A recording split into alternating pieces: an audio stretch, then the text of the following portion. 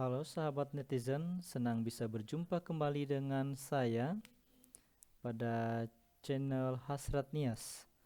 Pada kesempatan ini saya akan berbagi topik kepada sahabat netizen, yaitu tentang pembelajaran dalam jaringan. Pada bagian ini saya akan menyampaikan beberapa topik bahasan, yaitu tentang pengertian pembelajaran daring, fenomena pembelajaran daring, manfaat pembelajaran daring, juga prinsip pembelajaran daring, dan kebijakan pembelajaran daring.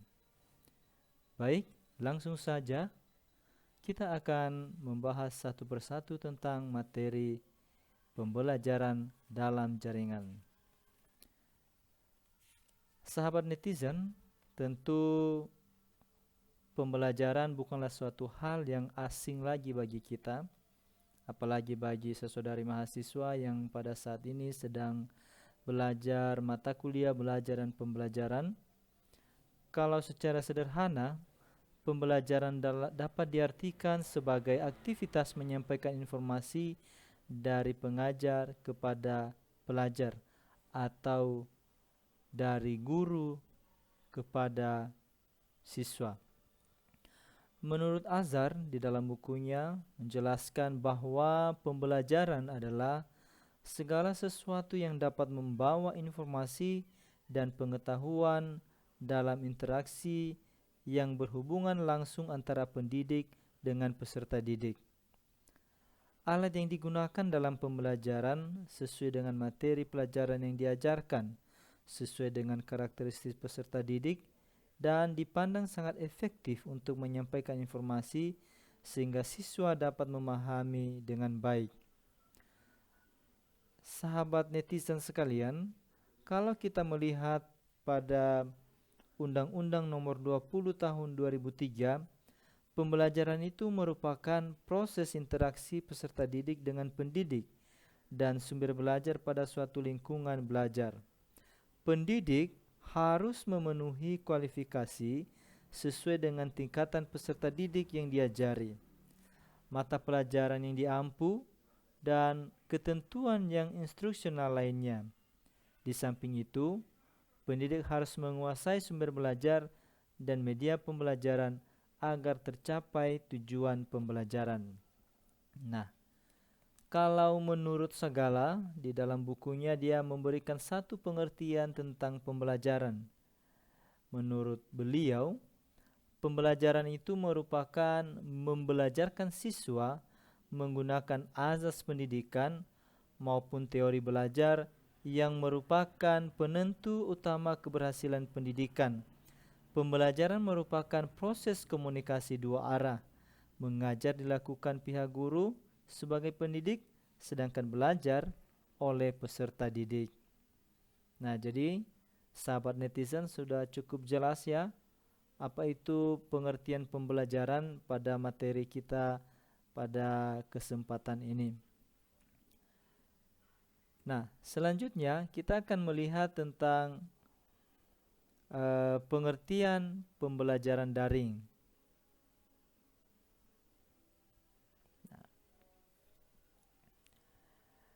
Pembelajaran daring sangat dikenal di kalangan masyarakat dan akademi dengan istilah pembelajaran online atau sering disebut dengan online learning.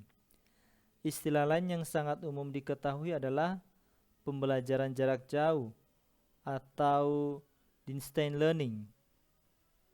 Istilah ini merupakan istilah yang sama antara pembelajaran daring dan pembelajaran jarak jauh.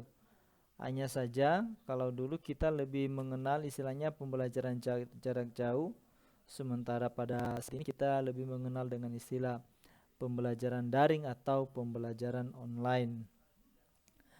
Pembelajaran daring ini merupakan pembelajaran yang berlangsung di dalam jaringan, di mana pengajar dan yang diajar tidak bertatap muka secara langsung. Jadi pengajar dan yang diajar itu berada di tempat yang berjauhan, tidak seperti suasana kelas konvensional di mana guru dan siswa atau mahasiswa dan dosen berada di dalam satu ruangan untuk melakukan kegiatan pembelajaran.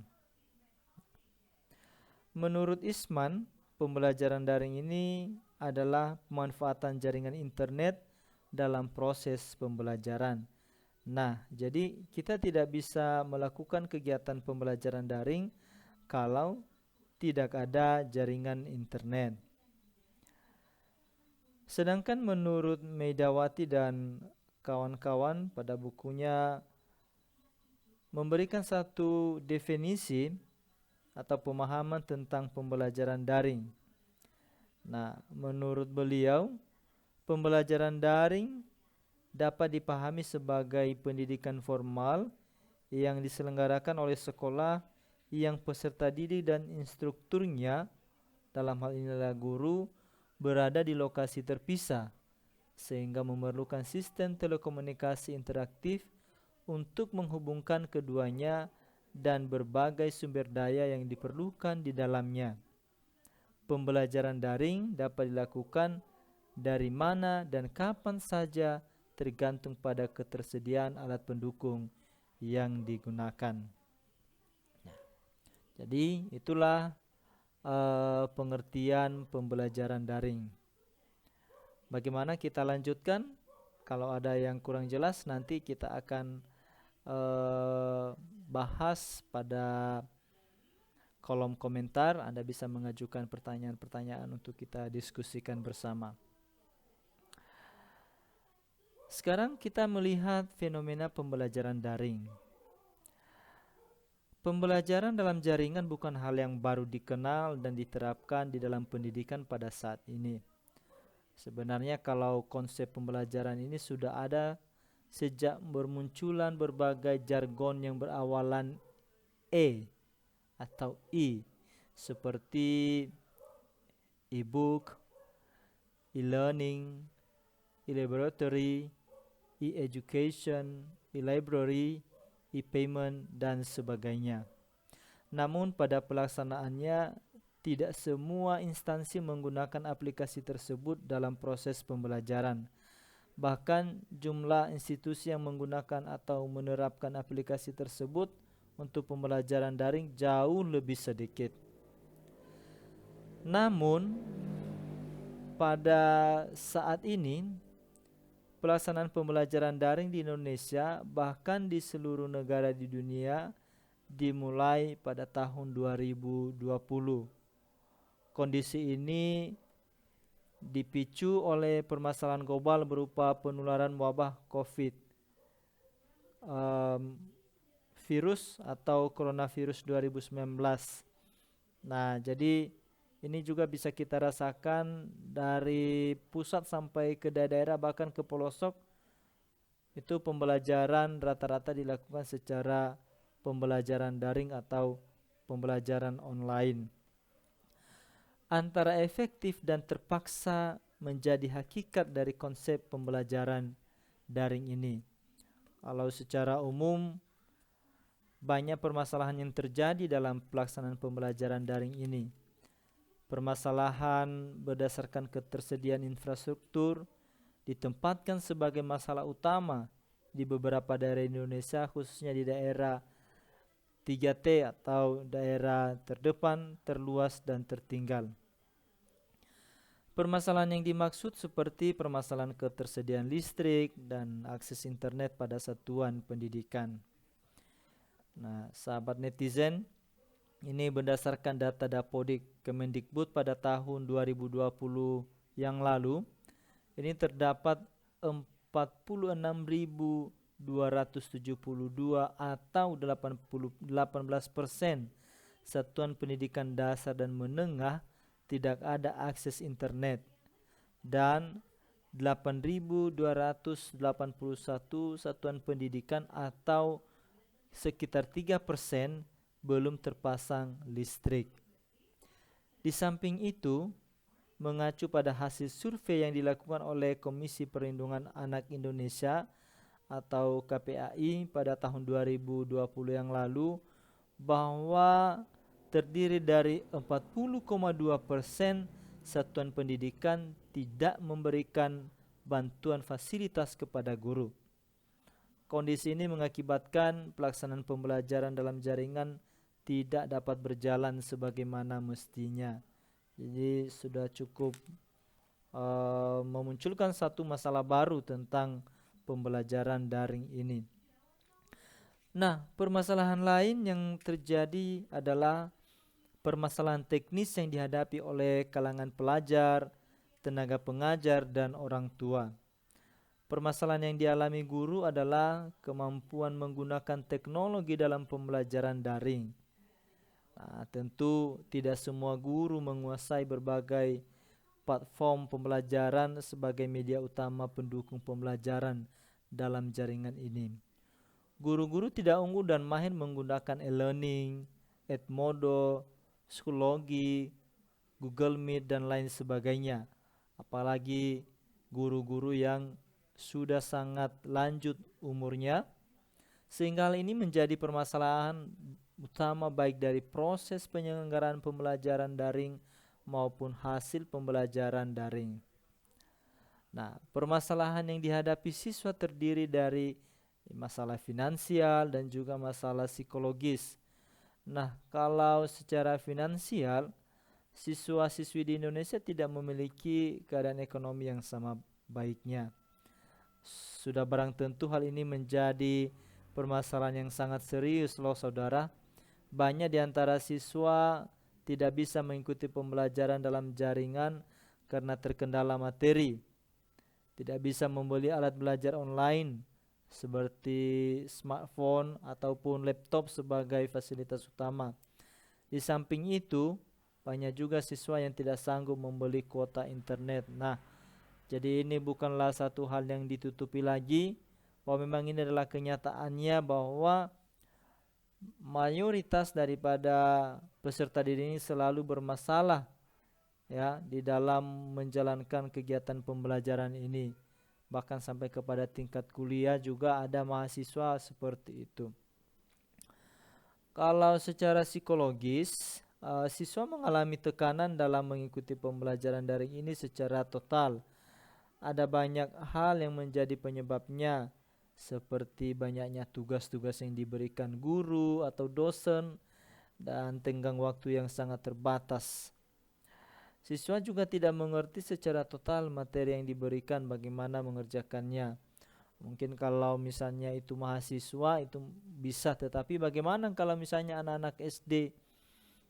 Ya, itu sangat susah untuk bisa memahami dan bisa mengakibatkan masalah secara psikolog kepada anak. Berdasarkan hasil survei yang dilakukan oleh Komisi Perlindungan Anak Indonesia atau KPAI pada tahun 2020, bahwa terdiri dari 77,6% guru menekankan pembelajaran yang berorientasi pada penugasan dan penilaian pada pelaksanaan pembelajaran jarak jauh dibandingkan dengan kegiatan pembelajaran yang bermakna atau aspek proses.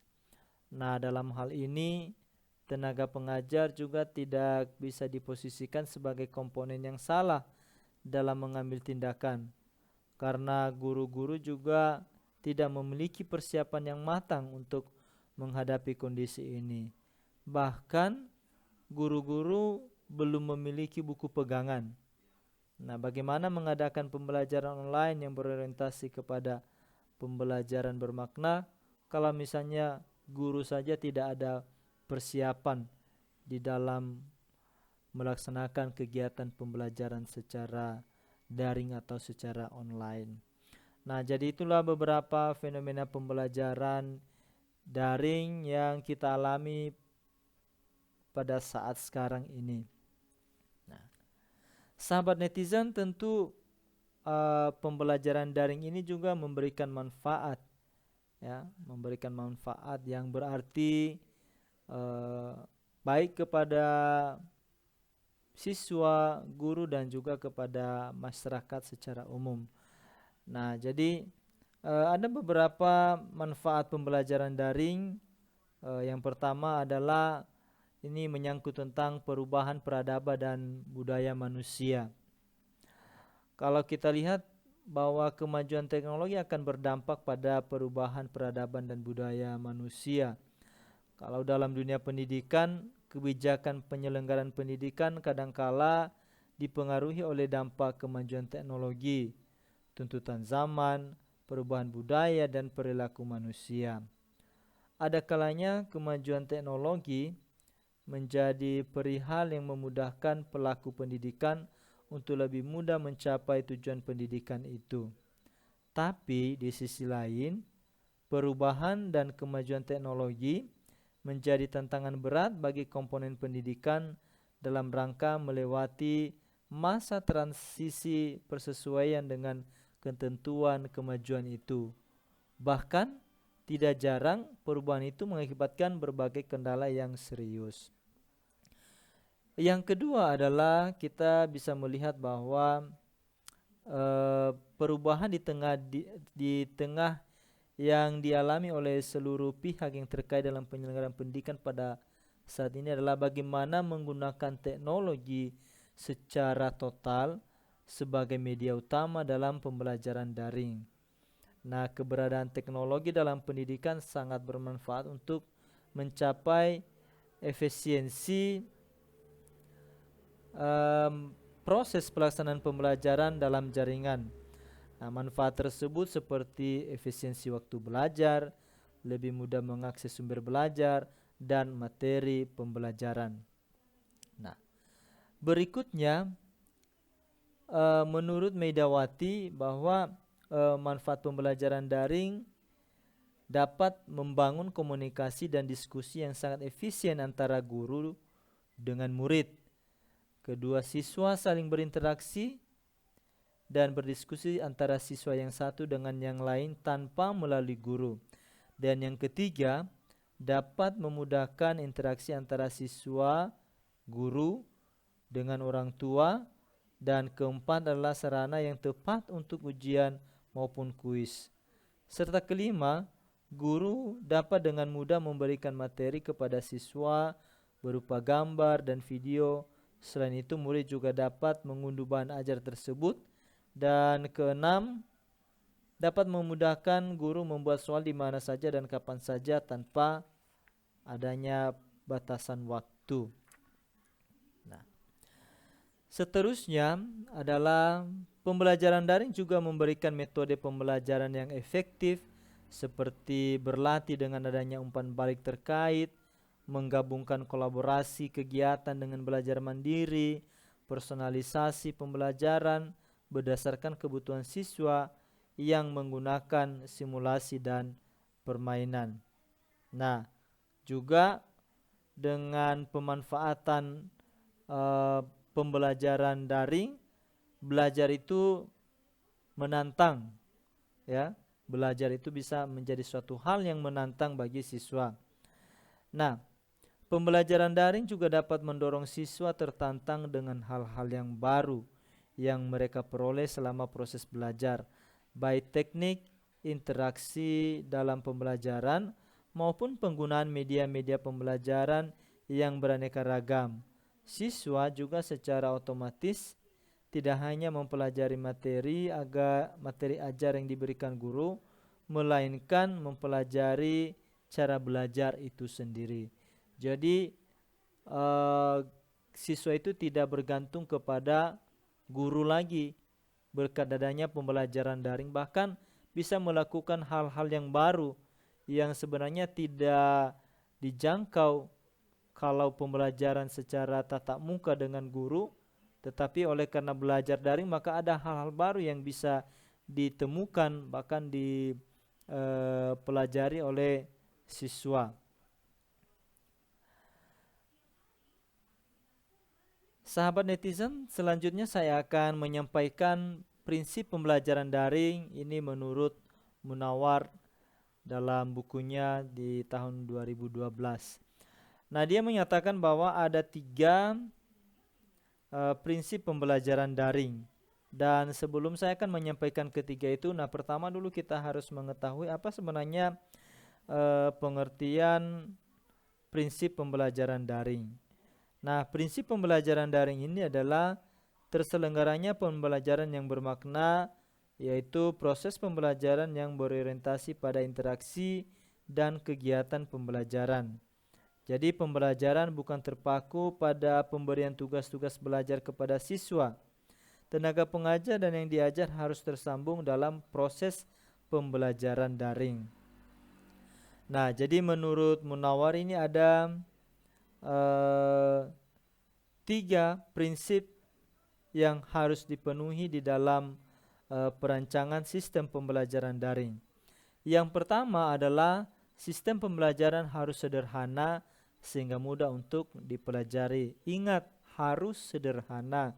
Apa tujuannya? Agar siswa itu lebih mudah untuk memahami, lebih mudah untuk mempelajari materi yang disampaikan. Kedua, sistem pembelajaran harus dibuat personal sehingga pemakai sistem tidak saling tergantung. Nah, jadi dalam hal ini masing-masing individu itu punya sistem tersendiri ya, punya bagian tersendiri, misalnya dengan menggunakan Google Classroom. Jadi masing-masing daripada siswa itu dia bisa mengakses sendiri dan hanya dia sendiri di dalam sistem tersebut, meskipun guru yang bisa mengontrol ya. Dan seterusnya, yang ketiga adalah sistem harus cepat dalam proses pencarian materi atau menjawab soal dari hasil perancangan sistem yang dikembangkan. Nah, kesemuanya ini tentu tergantung daripada kelancaran jaringan internet ya, dan juga listrik tersedia. Nah, jadi inilah yang menjadi 3 poin tentang prinsip pembelajaran daring. Nah, selanjutnya adalah ada beberapa dasar hukum pembelajaran daring. Ini menurut atau dari Kepres nomor 11 tahun 2020 tentang penetapan kedaruratan kesehatan masyarakat COVID-19. Kemudian Kepres nomor 12 tahun 2020 tentang penetapan bencana non-alam penyebaran coronavirus atau COVID-19 sebagai bencana nasional. Kemudian surat keputusan Kepala BNPB nomor 9.A tahun 2020 tentang penetapan status keadaan tertentu darurat bencana wabah penyakit akibat virus corona di Indonesia. Juga surat edaran Kemendikbud nomor 3 tahun 2020 tentang pencegahan COVID-19 pada satuan pendidikan. Dan berikutnya adalah surat Kemendikbud nomor 46962-MPK.A-HK-2020 tentang pembelajaran secara daring dan bekerja dari rumah dalam rangka pencegahan penyebaran COVID-19 pada perguruan tinggi. Seterusnya surat edaran Kemendikbud nomor 4 tahun 2020 tentang pelaksanaan kebijakan pendidikan dalam masa darurat penyebaran virus corona. Dan yang terakhir adalah surat edaran Menteri PANRB nomor 19 tahun 2020 tentang penyesuaian sistem kerja aparatur sipil negara dalam upaya pencegahan penyebaran COVID-19 di lingkungan instansi pemerintah. Jadi cukup banyak dasar hukum pembelajaran daring di Indonesia secara khusus. Nah, sahabat netizen, ini ada beberapa media pembelajaran daring. Nah, dalam pembelajaran daring, guru tidak dibatasi oleh aturan dalam memilih dan menggunakan media pembelajaran online yang akan digunakan, bebas gurunya. Namun guru harus mengacu pada prinsip pembelajaran daring seperti yang telah dijelaskan sebelumnya. Artinya, media yang digunakan oleh guru dapat digunakan oleh siswa sehingga komunikasi dalam pembelajaran dapat dilakukan dengan baik. Nah, ada beberapa platform atau media online yang dapat digunakan dalam pembelajaran online, misalnya e-learning, misalnya Edmodo, Google Meet, ada juga Google Classroom, ada Zoom, ada webinar, ada Skype, Webex, bahkan juga kita bisa menggunakan Facebook Live, YouTube Live atau Schoology. Bahkan kita juga bisa menggunakan WhatsApp, email ataupun Messenger. Nah, sahabat netizen, ini saja yang bisa saya sampaikan sehubungan dengan pembelajaran dalam jaringan pada kesempatan ini. Untuk hal-hal yang perlu kita ditanyakan, yang perlu ditanyakan oleh sahabat netizen, bisa kita diskusikan pada kolom diskusi atau kolom komentar. Baik, demikian saja. Semoga materi kita pada kesempatan ini dapat bermanfaat, dan jangan lupa untuk like dan juga subscribe channel Hasrat Nias. Terima kasih. Salam.